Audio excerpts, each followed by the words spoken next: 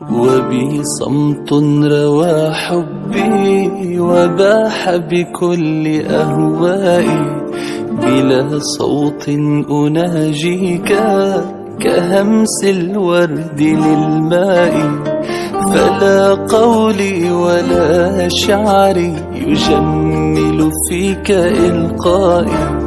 أيا ربي لجأت إليك فقد ألفي إلى الياء، إليك تعيدني الشكوى وظلم الخلق والبلوى، ومن مثلي إذا يهوى يعود هواه لله، يعود هواه لله.